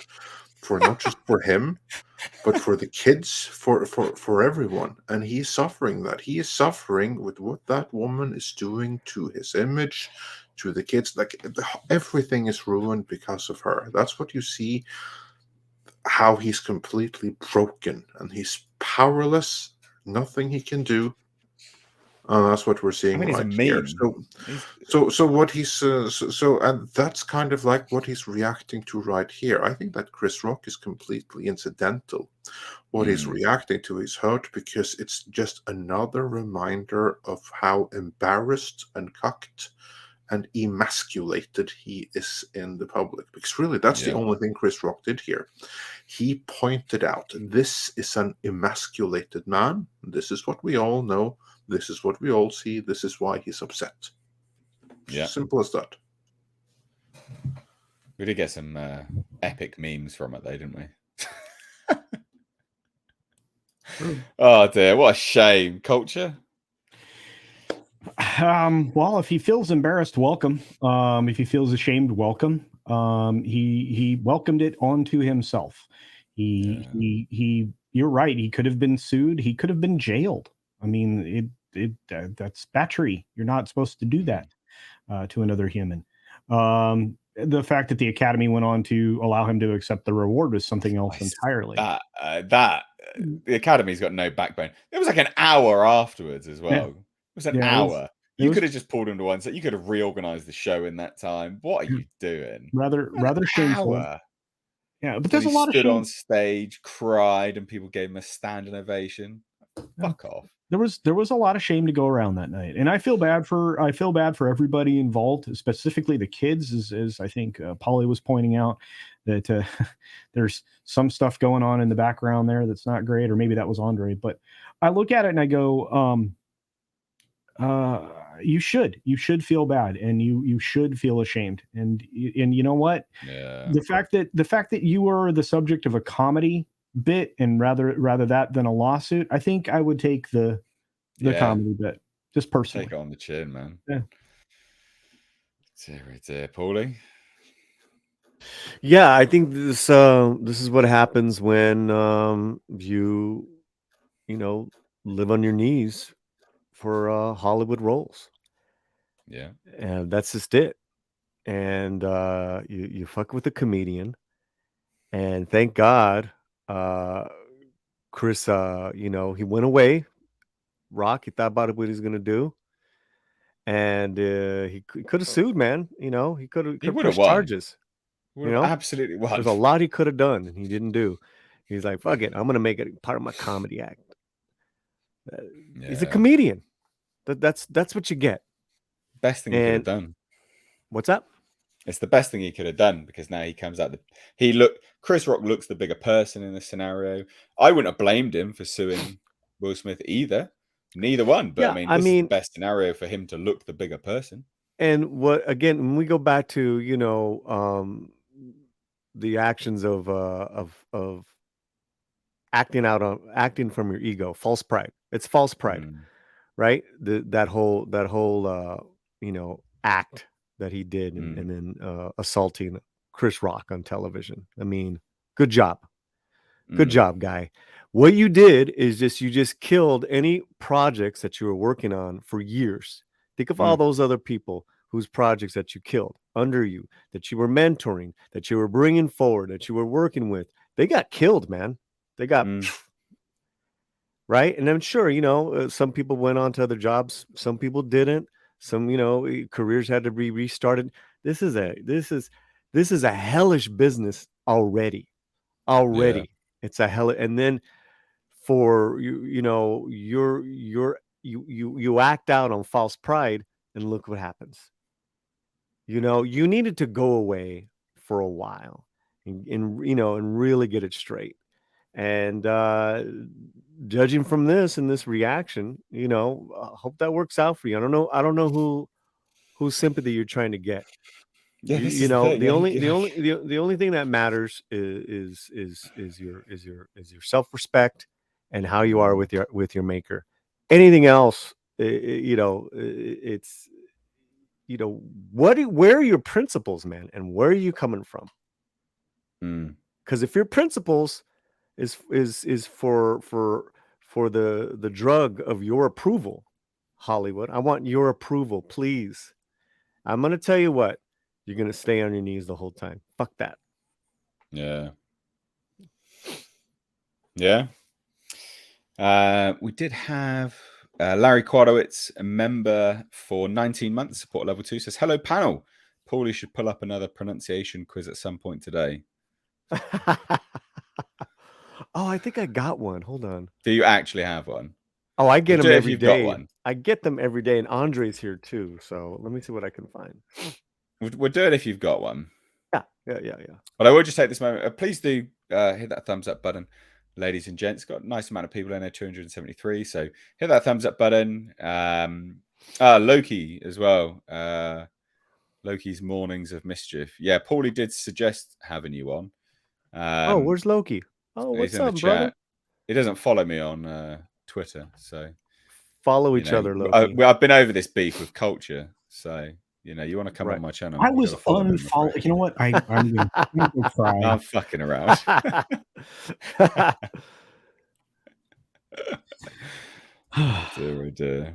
yeah, no, please hit the thumbs up button. Yeah. If you've enjoyed any of these segments, but you wanted to sort of join in, that's where the super chats come in, guys. At the end of each segment, we'll gather super chats and kind of go, get you guys involved in the actual conversation as well. So super chats are a good way of doing that, ladies and gents. Have you got this pronunciation chart? No. What I just want to get one for next time. Get one for Tuesday instead. Well, we got to get one where Andre does it. I mean, I could bring up an old one because Andre hasn't done any. Do the one from Tuesday. Okay, give me a second. All right.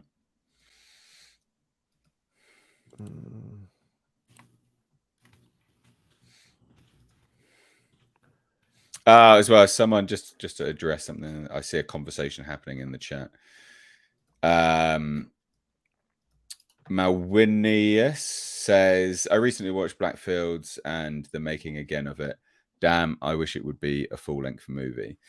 And then Slipknot fan says, sadly, Mistake is retired from directing independent movies. His team is disbanded. And then Malwinius says, who knows what the future will bring. And then just to sort of clarify all of that, I will not be making any more films. Apologies, guys. It's out of my hands. I can't get into it too much because it's not professional, but there has been some situations behind closed doors that have led to the team disbanding. So it's actually beyond my control, I'm afraid. Certain circumstances have occurred and taken place, which mean responsibilities can't be dished out in the way that they had before. So unless I get a brand new team, I won't be doing anything, I'm afraid. So just to clarify all of that. Anyway, is this the one you wanted? Yeah. No. Which one did you want? No, the Star Wars one. This is just actual Spanish. I don't want actual Spanish. I want the funny ones. All right, give me a second. Things we do. Where did it go? Okay, so I'm still on this.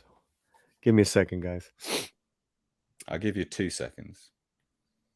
Tops 10.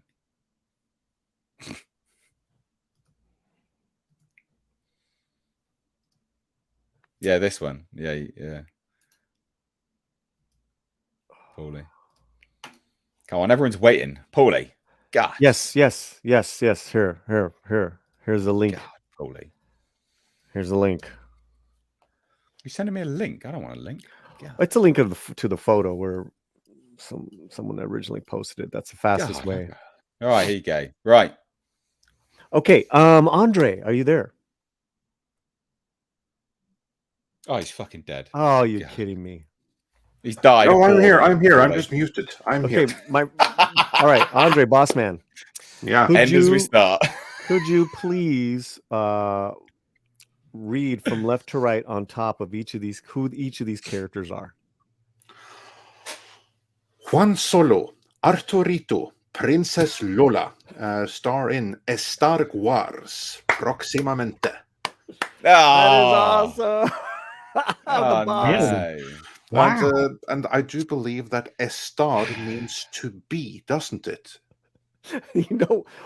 Well, actually, that is correct. It's a verb, the verb to be, but it's more of someone with broken English saying star. Estar. I figured I just like recognized it. Like, my Spanish is a bit like, I've never had a Spanish class. I just like learned conversationally, but I did do remember that one. Oh, I'm so disappointed. Why? Did I not do good enough? Because he nailed it. Yeah, I wanted it to be a bit more funny. I mean, I nail every language with the exception of French. What about Afrikaans? No, Afrikaans, that's Dutch, so I have no problem with that. Now, the moment that you go to the continent of Africa outside of Afrikaner, then it's a different matter. Okay. God damn it! All right, fine. Okay, how about this one? Oh, he's just gonna nail it. All right, no, not no. This one one's more OG. There we go. Star Wars. Okay, there you go. Star Wars. Why are you sending me more links? God damn it! It's just the quickest way because I got rid of the photos. You should be saving them. Oh, it's this one. This is hilarious. Right, come on now. Come on, Okay. Andre. Let's see here. Let me think here. The first one is On Depot and Etienti, Papillon, and Walmar. Oh, nice! Oh, I love it. Here, let's do it together. Let me say it, and then you say. Pretty much, you got it right, but there's a couple things. All right. Yeah. Home Depot. Home Depot. Oh, I didn't even recognize it. On Depot. Okay. Yeah, I see. On Depot. AT&T. AT&T. It's AT&T. So AT&T. Oh, obviously. Real fast. I see it now. I didn't even see it now. Yeah. AT&T. Yeah, there we go. AT&T. Papillon. So funny. Papillon. I was pretty close with that one, though. No, you were great. Your Walmart was just on point. Walmart. This needs to be a weekly segment, Paul. You know that, right? It's actually only now do I recognize them as Home Depot, AT&T. I didn't even catch the joke until now. I thought these are the ones I like, Andre. These are gold. I love this. I love this stuff. I will keep providing if the chat super chats that you want this as a new segment. How about that? Yeah, there you go. Yeah, that's a good one. Yeah. Oh dear God, that's so funny. Right, funny. I think that about wraps it up, ladies and gents. My back is killing me. I need to go lay down. Okay. We had a great show, and look at all these people here. Yeah, it's a good one. Thank you, guys. Thank you. I mean, again, Thursday is going to be 2 hours earlier, so we'll start at 7 p.m. UK time. Paulie knows what time that is where he is, so you can tell everyone what time that is because I don't bloody know. Mm-hmm. It's should be 10 a.m. LA time. There you go. Yeah. No. Tuesdays will be regular time, 1 p.m. Pacific, 4 p.m. Eastern. Thursday is going to be 11 a.m. West Coast Pacific, 2 p.m. East Coast time. Okay, ignore what I said. There you go. There you go. But anyway, I hope you enjoyed it, ladies and gents. Again, hit that thumbs up button. Subscribe to the second channel linked in the description box where all these things get chopped up, all the best bits. There is actually the first time we did this Latino pronunciation thing. That's actually on there as its own little video. It's very, very funny. That's right. Very, very funny. Loads of people love that as a video as well. So everyone's channel is linked down below in the description box. What you got coming up, Andre? I got a video on Star Trek coming up, working on that right now, on what is next for Star Trek, beyond the cancelled Discovery and the about to be concluded Picard. Nice. Awesome. Nice. And Paulie, what you got coming up? Midnight Edge Espanol, we just dropped a great video. Pablo Geek Tripology just seared all the shit that's going on in Star Wars. Geek Tropology was a great great voice in the Spanish language, Latin American fandom, and so I just put that up. I help produce the channel. So anyone who knows some Spanish, please check out that video. I just put the link and subscribe. And culture, what do you got coming up? Well, just normal. Tonight over on Comics Division's channel, we're doing a special presentation called the J-Laws. I do my regular thing Monday through Friday called the 6 Minute Daily, which is the pop culture and entertainment news, and also a little bit of regular news throughout, a 12.5-minute segment that's increasingly misnamed. That's what I do. Nice, excellent.